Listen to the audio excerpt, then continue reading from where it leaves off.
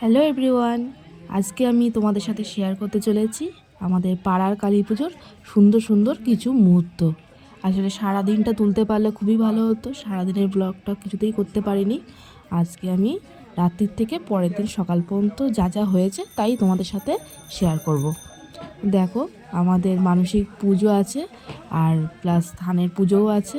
যে থানের ওপর যে কালীমা আছেন উনি হচ্ছে থানের ঠাকুর, আর দুপাশে যে কালীমা আছে সেগুলো হলো মানসিক ঠাকুর।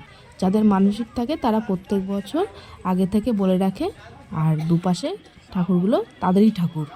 আর এই যে আমাদের মন্দিরের সামনেটা দেখে নাও, কি সুন্দর সাজিয়েছে, খুবই সুন্দর লাগছে। দেখো, এখানে প্রসাদ খাওয়ানোর জন্য কিন্তু খিচুড়ি রান্না প্রসেস চলছে, আর অলরেডি কিন্তু 5 কড়াই খিচুড়ি নামানো হয়ে গেছে। আর এখানে সমস্ত পাড়ার বউরা ছেলেরা সবাই মিলে একসাথে কোটা বাছা ধোয়া সব কিছু করে।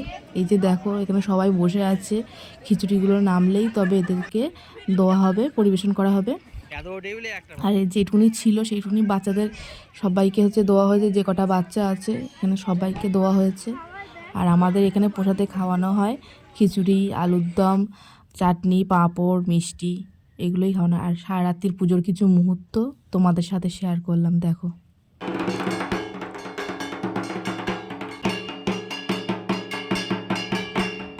পরের দিন সকালে মায়েদের বরণ চলছে।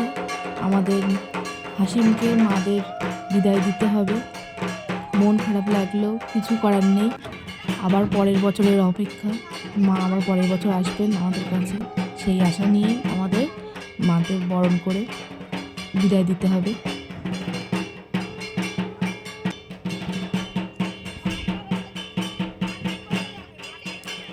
আসলে এই পাড়ার পুজোতে আমাদের সমস্ত পাড়ার বউরা, ছেলেরা, মেয়েরা সব খুব আনন্দ করি, খুব হুল্লোড় করি।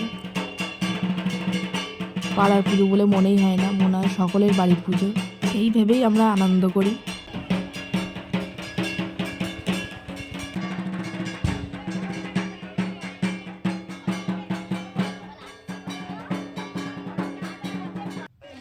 আর কালকে সারা রাত্রি পুজো হওয়ার পরে ভোর ভোর মাকে বিদায় জানাতে হয়। আর বিদায়ের আগে আমাদের এটাই আনন্দ, সব পাড়ার বউরা মিলে সিঁদুর খেলা করি।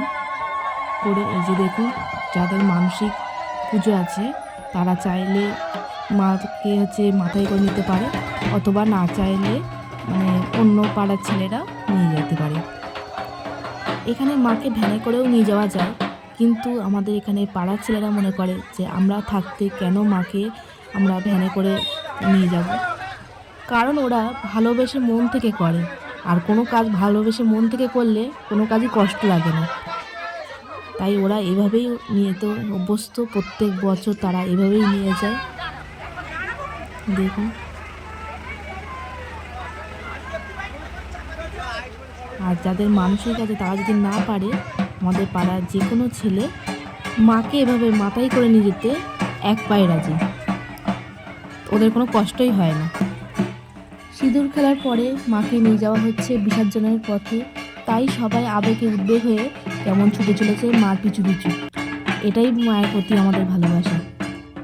আমাদের এটা টাকি ইছামতি নদী, এখানেই আমরা মাকে বিসর্জন দেবো। আর একটু আগিয়ে গিয়ে সেই পন্থার গেলাম না, পরের বছর পারলে আমি সমস্ত ভিডিওটা দেওয়ার চেষ্টা করব। তাহলে এই পর্যন্ত আমার ভিডিওটা আপনাদের কেমন লাগলো অবশ্যই কিন্তু আমাকে কমেন্টের মাধ্যমে জানাবেন।